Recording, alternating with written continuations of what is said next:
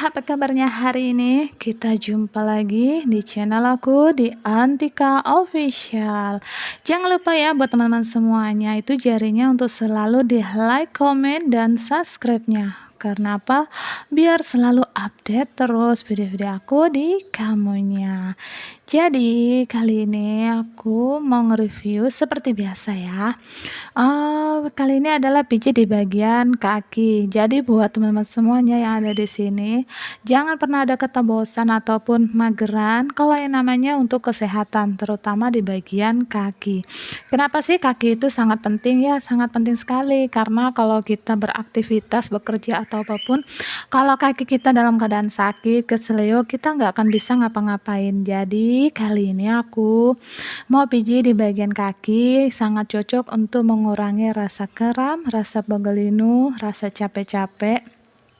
Dan manfaatnya juga kalau pijit di bagian kaki itu membuat kita tidur lebih nyenyak, lebih enak. Dan kalaupun kita beraktivitas untuk angkat beban, angkat berat itu lebih ringan, enggak terasa kita tuh lelahnya atau capeknya.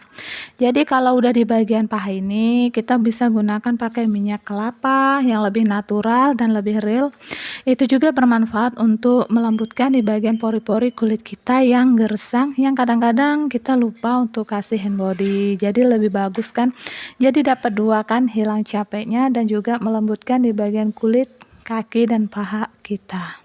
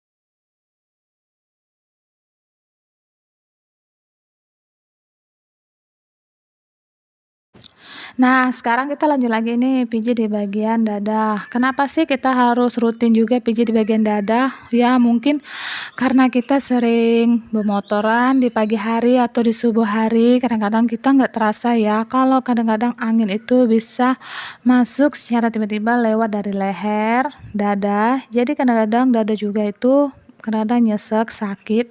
Jadi boleh kita urut seperti ini, tapi kalau udah di bagian dada, ngurutnya tuh kita nggak bisa kenceng-kenceng, tapi secara perlahan, pelan-pelan aja, yang penting terasa dan bisa apa tuh, lebih efektif lah kayak gitu ya. Soalnya di bagian dada itu nggak boleh juga mau kuat-kuat, nanti akibatnya tuh jadi tambah nyesek, bukan malah mengurangi, malah makin jadi. Jadi kalau pijit di bagian ini, jadi pelan-pelan aja, yang penting terasa nyaman dan lebih plong aja di bagian dada.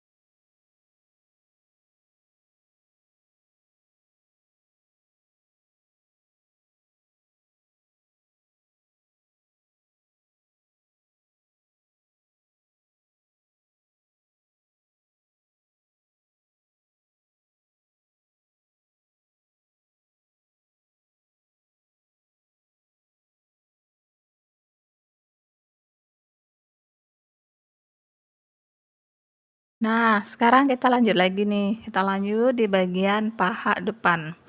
Kita sebagai mama biasanya kan suka senam Zumba, kadang-kadang senam jalan pagi, kadang-kadang bikin bagian paha depan itu rasanya kaku kalau habis bangun tidur, pasti pernah mengalaminya kayak gitu.